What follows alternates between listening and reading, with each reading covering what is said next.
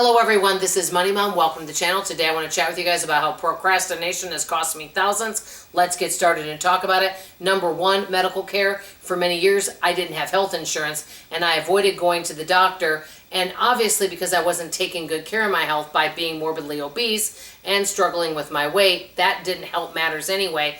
I know that it has definitely affected my health and cost me in the long run. Number two, tree work. We had a great big tree in the back of our yard that needed to be taken down. I was worried about the cost, number one. And number two, I was just concerned about how this big tree is going to come down. I was just nervous about the whole thing. Okay, I knew we'd have to have our power turned off for the day, and there was never a good day to do that since I work from home.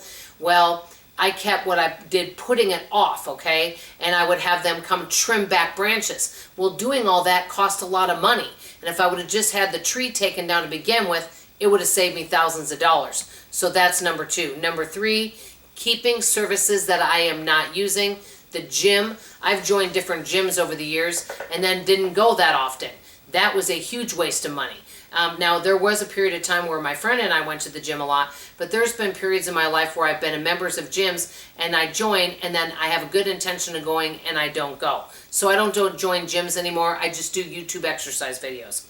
Number four, foundation work. I would just do temporary fixes, which was a waste of money because I was afraid about the cost. That's a lot of times with me, is when there's a repair coming up, I get scared about the worst case scenario instead of just biting the bullet and saying, hey, let's do research, let's find out all our options. I get worrisome and fretful about it, and I worry about some, scary story that happened to the person down the street. Oh, my foundation work cost me $25,000. You'll have to take out a loan. And so then I don't deal with it, and then I put Band-Aids on it, like hoses around the house, dirt upside the house, but it didn't take care of the problem. And so if I would have done that, the foundation work would have cost less. To begin with, it didn't cost as much as I thought it would, and so I avoided all those things, and it ended up costing me more in the long run. Number five, missed opportunities when it comes to investing and not starting investing earlier. I've talked about that before. That's definitely cost money. Number six, waiting too long for a really good sale. That one hit me last week, and I'm still upset about it. One of the grocery stores had turkey, like what I call boneless, skinless turkey, on sale for 99 cents a pound. It's normally $4.99. Well, I thought, I'll go in the evening of the sale. And well, you could buy two, that was it. I went that evening on the day the sale started. It was a 2-day sale. I went that evening, they were all gone, and they had a whole nother day of the sale. You can't get a rain check for a 2-day sale, so I missed out. Personally, I think something like that, they should order more and allow everybody to just get one instead of two, because if everybody buys two, they said that within 2 hours of the store opening, all those turkeys were gone.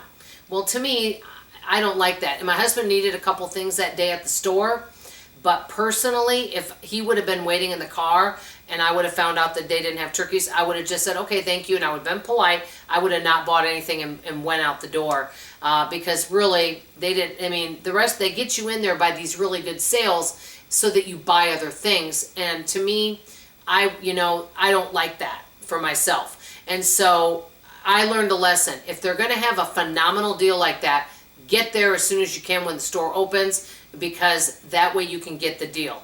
Otherwise, if you go and they don't have it, you end up buying other things, it ends up wasting money. And that's obviously what they want. They want to get you in the door, right?